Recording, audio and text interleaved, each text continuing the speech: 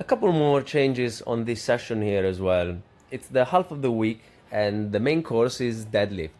Last week I did a small ramp up to 120 kilos on triples and they felt alright. So I thought that this week I could up the weight slightly and also the volume a little bit and see how it felt. The newly devised giant set here is the deadlift to start off, and then also another superset on two isolation movements for the upper body. One is the hammer curls, and then it's also the upright rows. It's all very self-contained because I'm using the same weight for both the hammer curls and the upright rows. Curls I have been doing for a while, and this is a way that allows me to go for a few sets of above 10 repetitions while keeping really good technique. And on the upright rows, I was just gauging that I was able to do more than 5 with 12 kilos, but I ended up doing less than 10. So just slightly above 10 reps on the curls and just below 10 reps on the upright rows, which is a solid rep range. I will take that on upright rows. I have not done this exercise in ages. I was always doing that with a barbell and it never really gave me a good sensation. But switching over to dumbbells, it allows my shoulders to stay in the scapular plane and I'm able to rep them out while feeling engagement coming from the shoulder and no annoyance really inside the rotator cuff, which is a win-win situation for me.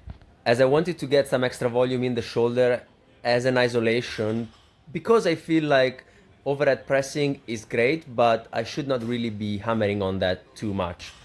And hopefully getting these extra sets in at a lower intensity and in a couple of different variations is going to help out in the long run. So I will be doing upright rows and low raises as the main variation for the shoulder in terms of isolation.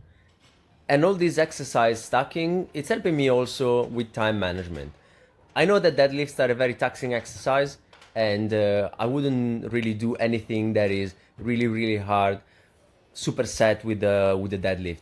Now here the weight was not super heavy because I'm still very conservative in the load that I'm taking. I don't really want to upset the back of the knee where the bicep tendon is still giving me the sensation that is not fully healed. So I'm working in and around of 80% of what my last rep max was a few months ago, which was 160 kilos, and I'm taking these up for 5 repetitions. I will see how next week is. Maybe I will go up 5 kilos just to be on the safe side. And then I moved over to another superset here for the upper body mainly. I wanted to do some extra dips in here and I thought that I would superset that with this very convenient cable machine that's just in front of me for some pullovers in a reverse position, let's say. The dips didn't really give me much discomfort, so long as I'm careful in the bottom position when I'm reversing the motion going up and I'm doing it very slowly and in a controlled way. And unfortunately the gym was really busy at this time, so I only ended up recording one of the two supersets that I did here. Oh, and I must say that these cable pull downs right after dips are great. These two movements complement each other perfectly as they work basically the same range of motion but in two opposite ways. I'm really happy I found this combo. Ciao.